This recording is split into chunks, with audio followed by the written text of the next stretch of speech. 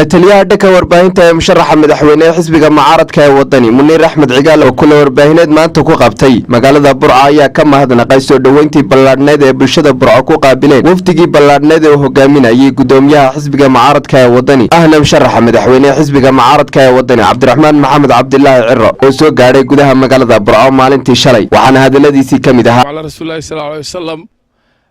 maanta halkan aniga ku hadlaya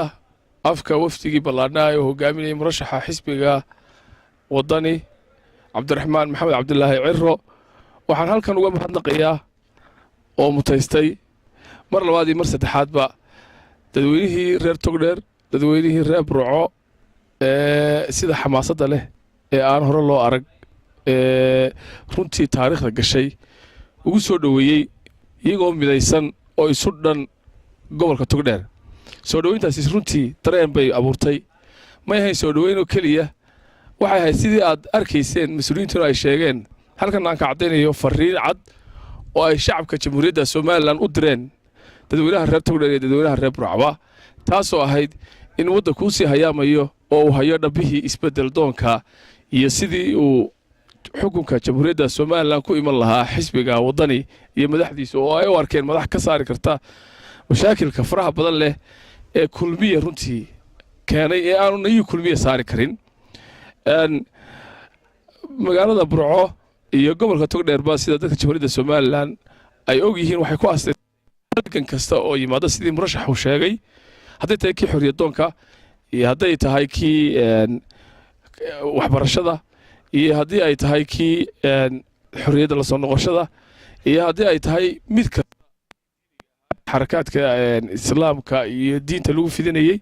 intaba waxa asaas u ahaa gobolkan waana caan buu ku yahay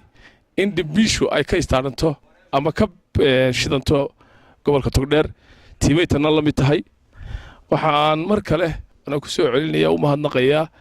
haweenkii dhalinyaradii odayaashii cuqaashii salaadiintii bulshadii kala duwaneed ee qaybaha kala duwan ahayd ee runtii ilaa iyo shiikh agteeda ilaa iyo magaalada Burco sida yaab kale u taagnayd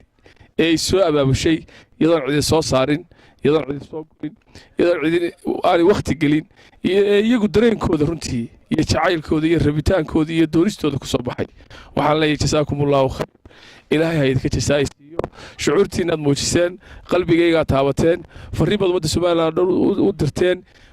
ummadda Soomaaliland way ka aqbashay waanay qaadatay horena galbeed waa looga qaatay waana arki doontaan bariga kalena waa looga qaatay Burcana xudun bay ahayd aad iyo aad bay waftigu hadday tahay murashaxa hadday tahay murashax ku xigeenka hadday tahay hogaamiyaha hadday tahay xogayaashii hadday tahay mas'uuliyiintii hadday tahay xubnihii oo dhan aanu idinka mahadnaqaynaa waa Yalla Xasan Salebaan ayaa la BM telefishinka caalamiga Somali News magaalada Burco.